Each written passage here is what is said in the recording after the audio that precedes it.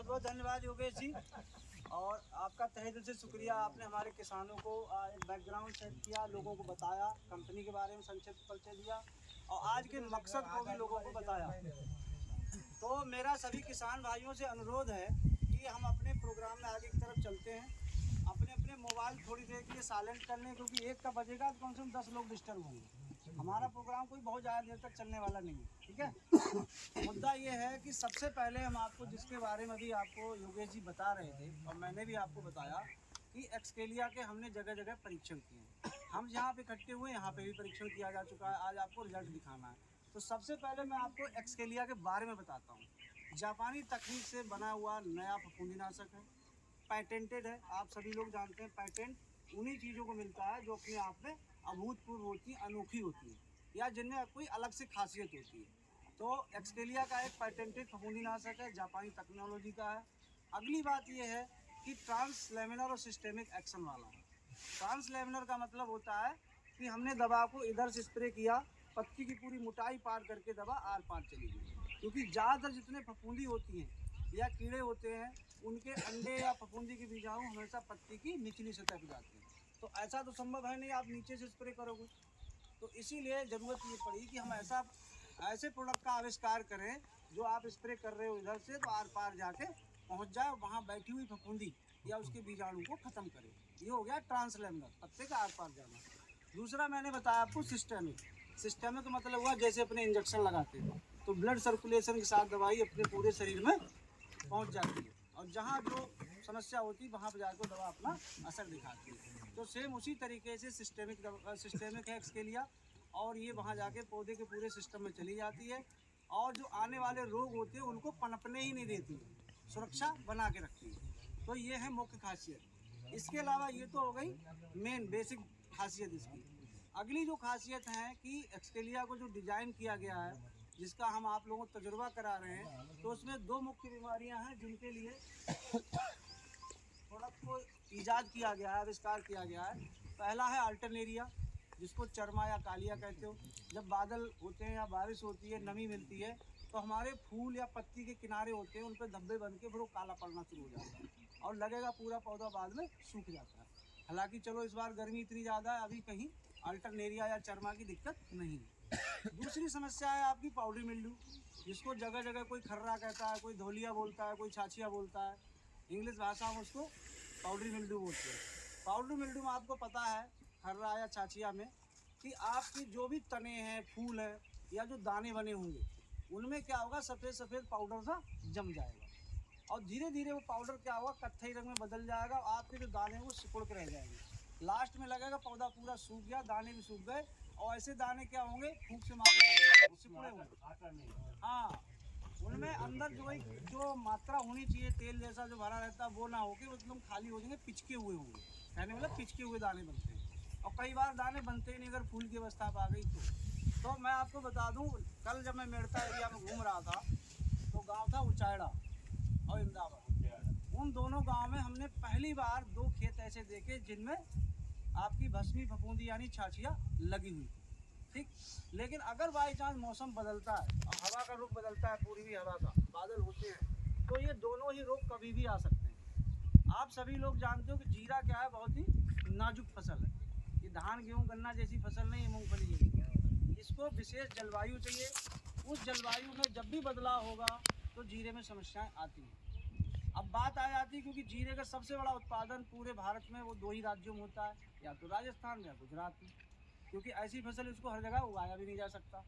तो आप लोगों के ऊपर एक जिम्मेदारी ये आ जाती है कि आप इतना जीरा पैदा करें जो लोगों की ज़रूरतें पूरा करें। तो उस ज़रूरत को पूरा करने के लिए क्या है, आपका उत्पादन ज़्यादा होना चाहिए। अभी मैं पिछले 9 दिन से यहाँ पे सर्वे कर रहा था कि जीरे की जो एवरेज पैदावार प्रति बीघा है वो 1.25 कुंटल 1.5 कुंटल आती औसतन। किसी का 2 कुंटल भी निकलता होगा, हो सकता है 2.25 कुंटल निकलता हो, नहीं तो 2.25 कुंटल 2.25 कुंटल ही निकलता है, होता नहीं ऐसा।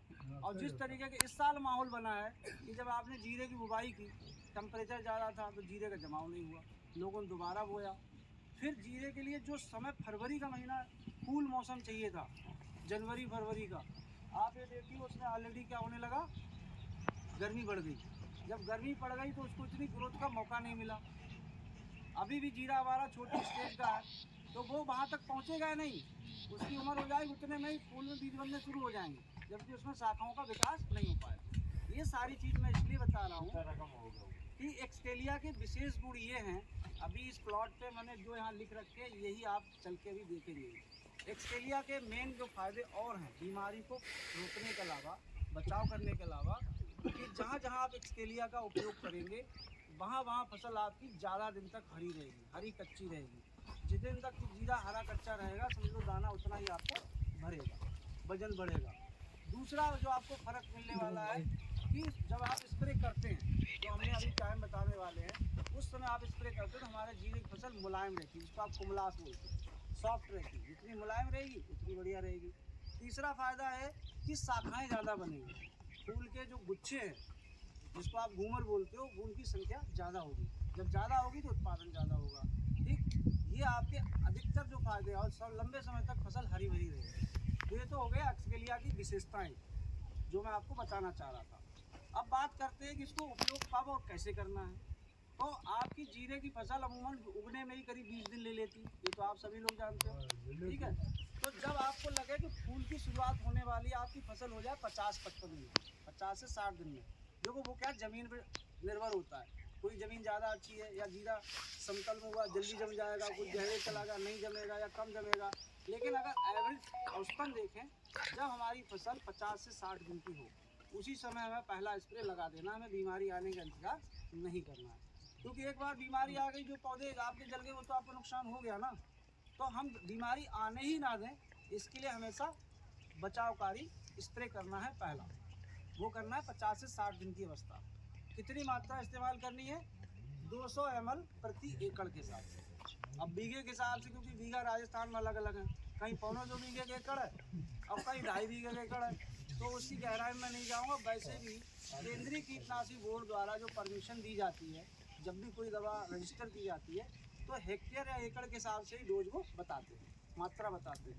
तो 200 ml प्रति एकड़ के हिसाब से डोज है, इसकी मात्रा है जो आपको 1 एकड़ में इस्तेमाल करनी है। ठीक, कब करनी है? 50 से 60 दिन की फसल में पहला हमें टीकाकरण कर देंगे। ठीक, आप ये देखो कि कोरोना बीमारी आई, लोगों को परेशानियां हो रही थी बहुत ज़्यादा, लेकिन जैसे एक बार वैक्सीनेशन हो गया, आज सभी लोग आराम से बैठे, कोई दिक्कत नहीं है। मेरे कहने का मतलब ये है कि जीरे में आने वाली जो आपकी लाइट बीमारी है या छाछिया बीमारी है, इन बीमारियों का रोकथाम अगर हम पहले से ही करके चलें, बचावकारी स्प्रे करें, तो हमारी फसल में रोग आएंगे ही नहीं और हमारी फसल ऑटोमेटिक बढ़िया चलेगी। तो अब चलते हैं, इस जो प्रदर्शन क्षेत्र है हमारा, यहाँ की कुछ मूलभूत जो जानकारी है वो मैं आपको बताता हूँ। देखो बहुत सारे हमारे किसान भाई होंगे वो हेमराज जी के बारे में जानते होंगे, जिनके खेत में हम लोगों ने इकट्ठा किया। लेकिन जो हमारे किसान साथी दूर दराज से आए हैं या जो ऑनलाइन जुड़े हुए हैं, तो उनकी सहूलियत के लिए अब मैं आपको डिटेल बताता हूँ इस प्लॉट की जहाँ पर डेमो लगाया गया। किसान का नाम है हेमराज, इनको बहुत सारे लोग जानते होंगे, जो नहीं जानते होंगे तो इनके लिए बोल रहा हूँ। गाँव का नाम है मोकरपुर, तहसील मेरसा, जिला नागौर, फसल है जीरा। इनका जो कुल जीरा लगा हुआ है सारा जोड़ के करीब 12 बीघा इन्होंने जीरा लगाया हुआ है। इसका वैरायटी जो है जीरे की वो वेस्टर्न की है, लक्ष्मी सी 555। आप लोग जानते होंगे, जो आप लोग जीरा उगाते हैं वैरायटी फेमस है काफ़ी। बुवाई का जो दिनांक है, जिस दिन उन्होंने बुवाई करी थी जीरे की, वो 2 नवंबर को करी थी। ठीक, अब इसमें क्या हुआ, ये तो बेसिक जानकारी हो गई। हमने क्या किया है, जहाँ हमने ऑस्ट्रेलिया का प्रयोग किया है तो हमने 2 स्प्रे किए हैं। पहला स्प्रे जो हमने किया था वो किया है आपका 18 जनवरी। ठीक, तो 18 जनवरी मतलब क्या होगा, 2 नवंबर, 2 दिसंबर, 2 जनवरी, यानी वो आपके 60 दिन हो गए और 10 दिन ही हो गए, करीब 70 दिन पे किया गया। ठीक, पहला 70-72 दिन पे किया गया पहला छिड़काव। और पहले छिड़काव में हमने एक्सकेलिया को उपयोग किया 200 ml प्रति एकड़ के हिसाब से, लेकिन हमने पूरे 1 एकड़ में नहीं लगाया, हमने 1 एकड़ के चौथाई भाग में लगाया। इसीलिए जो प्लॉट साइज लिखा है वो 1/4 एकड़ लिखा हुआ है। अभी आप चलेंगे वहाँ पे देखेंगे। दूसरा छिड़काव हमने क्या किया, जो पहले छिड़काव के 15 दिन बाद किया।